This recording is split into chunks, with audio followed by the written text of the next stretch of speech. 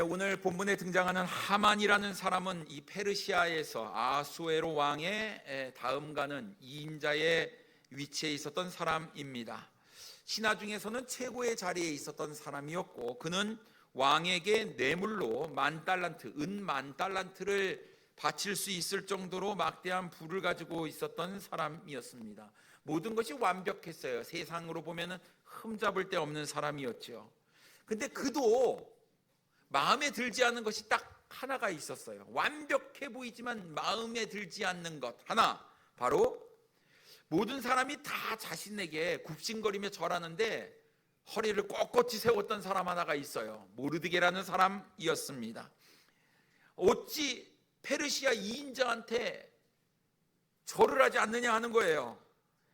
이 모르드게가 눈에 가시였습니다. 눈만 뜨면 자신에게 절하지 않는 모르드게가 생각이 나요? 눈을 감아도 모르드게가 생각나요?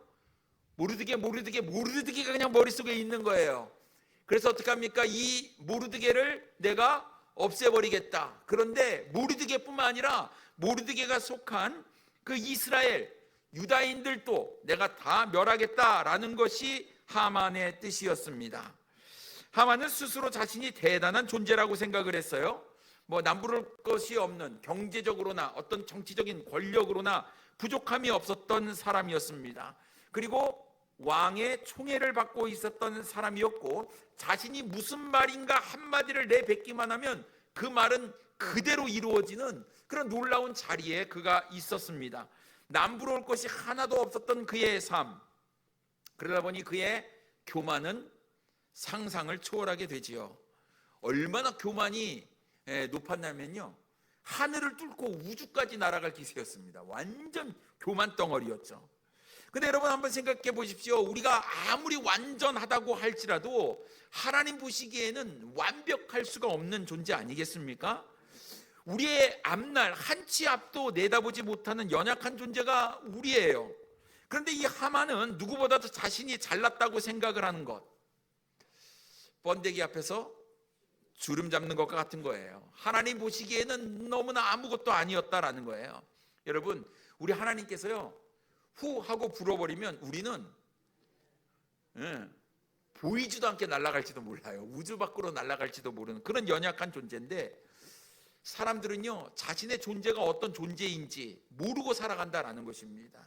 그래서 마치 자기가 누군가에게 업신여김을 당하거나 무시를 당한다 생각이 들면 목에 핏대를 세우면서 자신을 드러내고 막 자신을 나타내고 자랑하는데 기를 쓰지요. 그만큼 우리는 대단한 존재다라는 착각에 빠져 살고 있다라는 것입니다. 착각은 자유라고 하지요. 그래서 여러분, 우리는 오늘 본문에 있는 말씀을 가지고 착각에서 벗어나라라는 제목으로 함께 은혜를 나누기를 원합니다. 첫째로, 어떤 상황에서도 하나님은 묵묵히 일하고 계신다라는 사실입니다. 여러분, 때로는 우리의 인생 가운데 답답하고 풀리지 않는 그런 문제에 사로잡혀 있을 때, 하나님, 왜 하나님은 지금 내가 이런 상황 가운데 있는데 나를 돌아보시지 아니하시는 겁니까? 하나님, 지금 하나님 한참 일하셔야 되는데 왜 쉬고 계십니까? 왜 저를 모른 척하고 계십니까? 우리는 하나님 앞에 이런저런 이야기를 하고 있지만, 하나님은 여전히 오늘도 변함없이 일하고 계신다라는 거예요. 오늘 본문 1절 말씀에 보면, 그날 밤에 왕이 잠이 오지 아니하므로 명령하여 역대 일기를 가져다가 자기 앞에서 읽히더니라고 말씀하고 있습니다. 그날 밤, 여러분, 이 그날이 언제냐 하는 겁니다. 이 그날은요, 페르시아의 2인자였던 이 하만이 모르드게를 죽이기 위해서 50규빗이나 되는 큰 장대 나무를 세웠던 날이기도 합니다. 50규빗, 지금으로 말하면 22.5m, 엄청난 거죠. 건물로 보면 8층 정도의 높이, 이 엄청 큰 나무를 심었다라는 거예요. 목적은 모르드게를 달아서 죽이겠다 하는 것이었습니다. 에스더 5장 14절 말씀에 보면, 그의 아내 세레스와 모든 친구들이 이르되 높이가 50규빗 되는 나무를 세우고 내일 왕에게 모르드게를 그 나무에 매달기를 구하고 왕과 함께 즐거이 잔치에 가소서 하니, 하만이 그 말을 좋게 여기고 명령하여 나무를 세우니라 라고 말씀하고 있습니다. 그러니 여러분, 이 8층 되는 높이 22.5m 50규빗의 이 나무 장대를 세운 것만큼 이 하만의 분노 게이지가 그만큼 높은 거예요. 누구를 향한? 모르드게를 향한 분노의 게이지가 그만큼 높았다라는 겁니다. 이 분노의 게이지가 그만큼 높으니까요, 모르드게 한 사람으로 만족하지 않는 거예요. 모르드게가 속한 그 민족까지 멸하겠다라는 것, 이것이 바로 하만의 무서운 계략이었다라는 것입니다. 그런데 그날 밤이 지나면 이제 하만은 왕에게 찾아가서 자기가 세운 나무에 모르드게를 달라고, 이것을 허락해 달라고 구하려는 계획을 가지고 있었습니다. 다시 말해서 이제 몇 시간 지나면, 그 하루가 지나면 모르드게는 죽게 되는 거예요. 사형에 처하게 되는 그런 시점에 있었다라는 겁니다. 또한 이날은 에스더가 하만과 또 왕을 위해서 연회를 베푼 날이기도 했습니다. 에스더가 잔치를 베푼 그 연회에 왕과 하만이 참석을 했죠. 여러분, 이 즐거운 연회면 음식도 푸짐하게 나왔을 거 아니겠습니까? 잘 먹고 잘 놀고 잘 마시고, 그리고 즐거운 연회를 마치고 집으로 돌아와서 숙소에 누워 있으면 잠이 잘 오겠죠. 자연스럽게 잠이 쏟아지는 것이 당연한 이치인데요, 이상합니다. 이날 밤 왕이요, 잠이 잘 안 오는 거예요. 잠에 들어야 되는데 잠이 들지 못하는 겁니다. 이상해요. 평상시에 잠을 잘 잤는데 왜 이날 밤 잠이 잘 안 드는지, 잘 먹고 잘 놀고 그럼 와서 푹 자야 될 텐데 잠이 안 오는 거예요. 그러니 왕이 어떡합니까?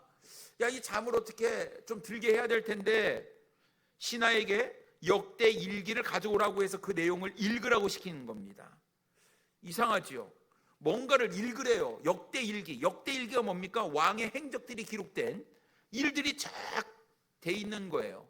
그것을 읽으라고 하는 거예요. 그러면 왜 읽으라고 했는지 모르겠습니다만 자기가 행한 업적들이 기록되어 있겠죠. 스스로 위안을 삼으면서 그래, 내가 이런 사람이지, 뭐 이런 거. 근데 여러분, 만약 잠이 안 오면 어떻게 하겠습니까? 여러분, 잠이 안 오시면 어떻게 해요? 막 잠이 안 와. 그러면 여러분, 우리는 성경을 펴죠. 막 성경을 읽어. 막 왜 읽습니까? 그런 분이 안 계시리라고 믿지만 우리 교회에는, 어떤 교회는 그런 분들이 좀 있다고 제가 좀 얘기를 들었습니다. 잠이 안 오면 성경책을 펴라.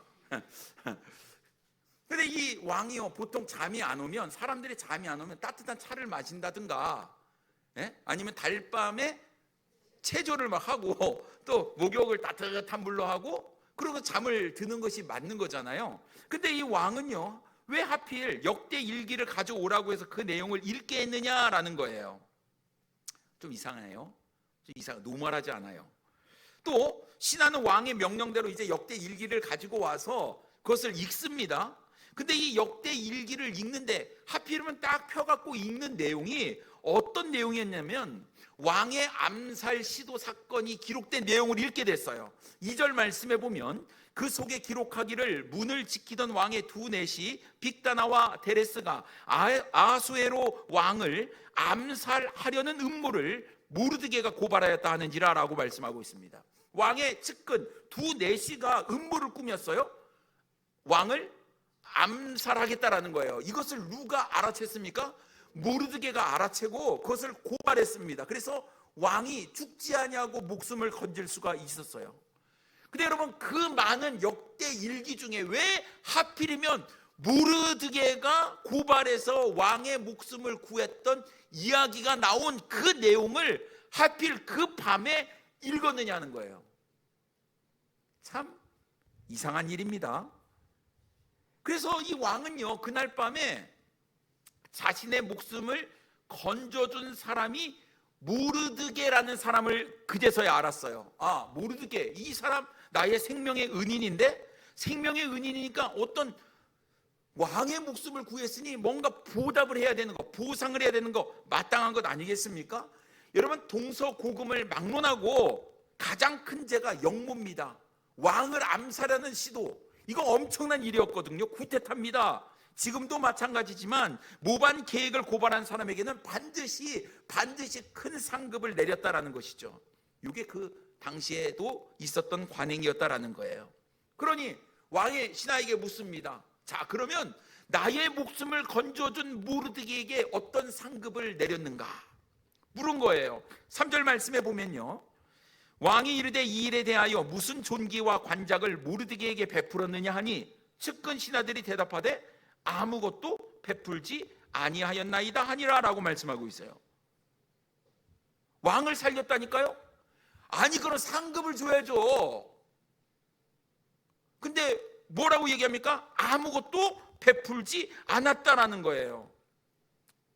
어떻게 이런 일이 일어날 수 있었을까?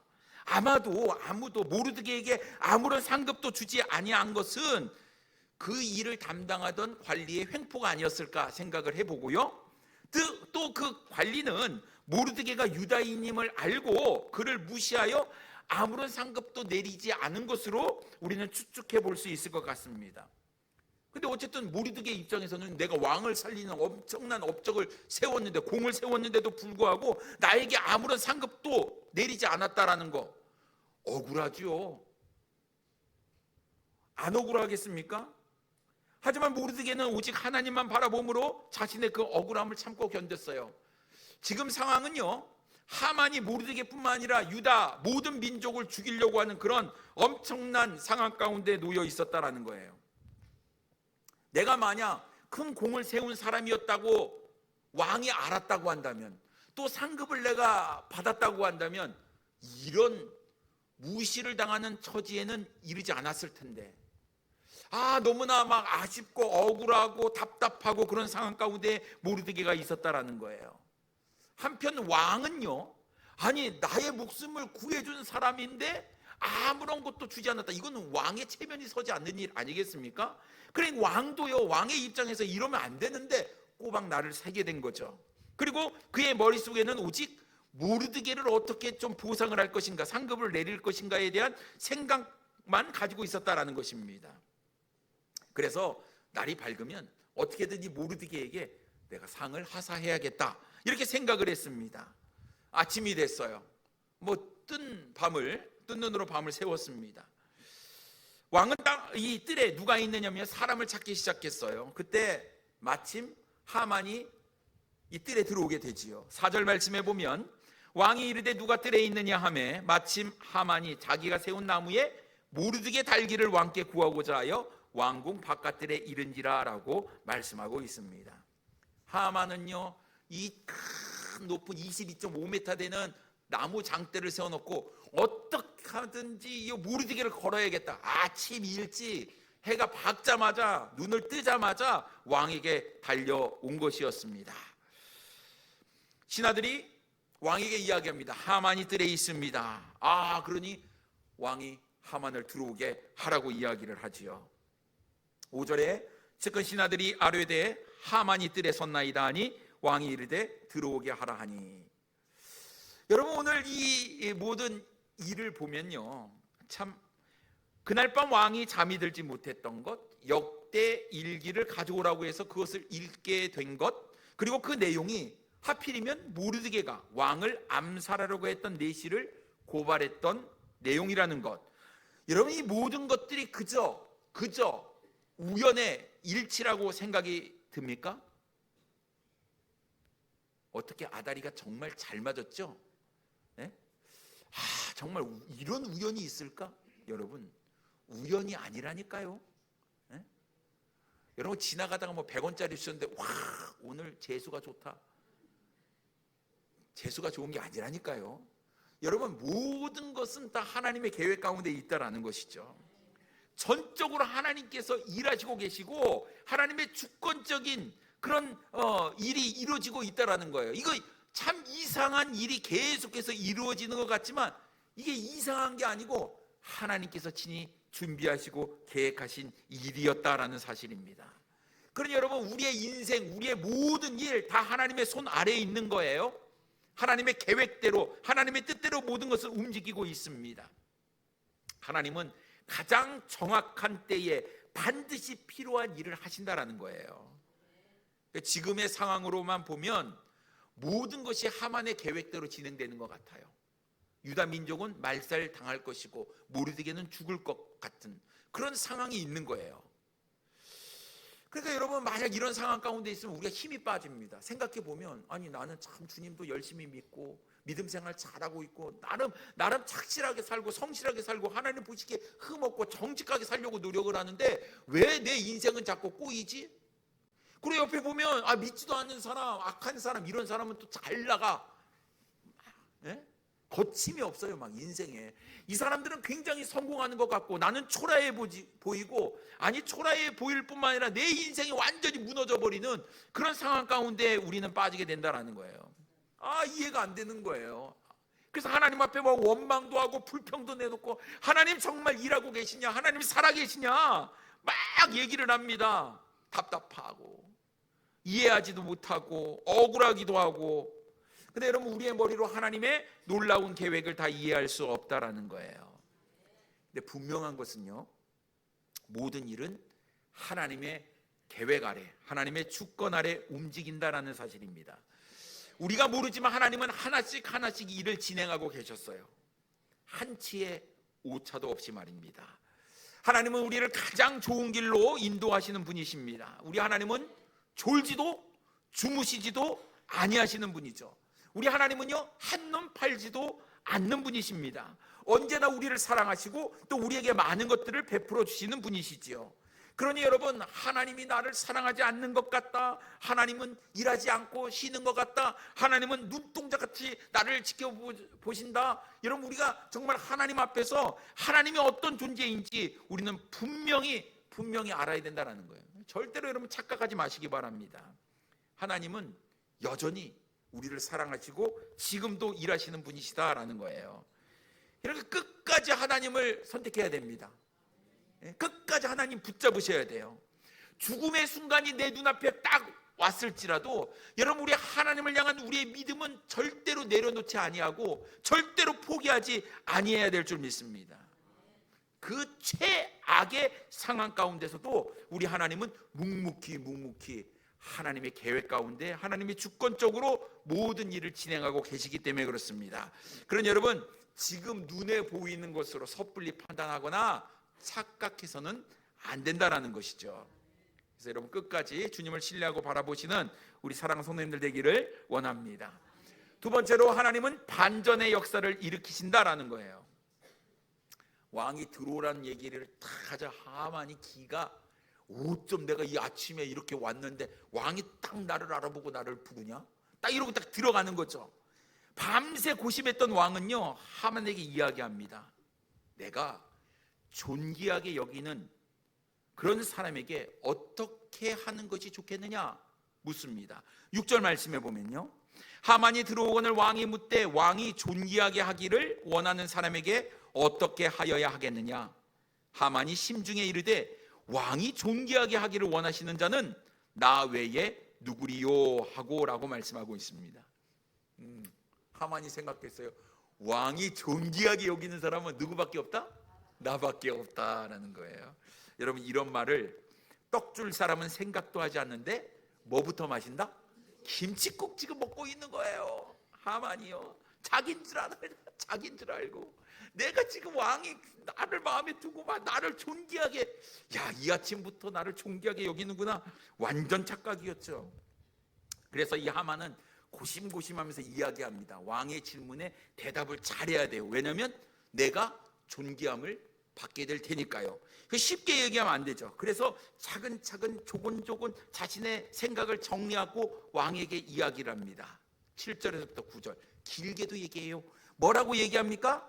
왕께 아뢰되, 왕께서 사람을 존귀하게 하시려면 왕께서 입으시는 왕복과 왕께서 타시는 말과 머리에 쓰시는 왕관을 가져다가 그 왕복과 말을 왕의 신하 중에 가장 존귀한 자의 손에 맡겨서 왕이 존귀하게 하시기를 원하는 사람에게 옷을 입히고 말을 태워서 성중 거리로 다니며 퍼레이드하며 그 앞에서 반포하여 이르기를 왕이 존귀하게 하기를 원하시는 사람에게는 이같이 할 것이라 하게 하소서 하니라 얘기를 했어요. 하만이 이야기를 하면서 얼마나 설렜을까요? 왕복 입고 왕관 쓰고 왕이 타는 말 타고 성중에 퍼레이드를 쫙 하는데, 우와, 생각만 해도 이미 우주 밖으로 날아갔어요. 자신의 교만이 얼마나 좋았는지 설레는지 이루 말할 수가 없었다라는 거예요. 자, 여러분, 진짜 착각은 자유인데요, 혼자서 실실 웃었을 거예요. 너무나 깊어가지고 막 이걸 어떻게 감춰요? 사람의 마음을 감출 수 없거든요. 얼굴의 표정에 다 나타납니다. 이미 출발도 안 했는데 자신은 왕복 입었고 왕관 썼고 말 타고 성중을 다 돌아다니고 있었다라는 것이죠.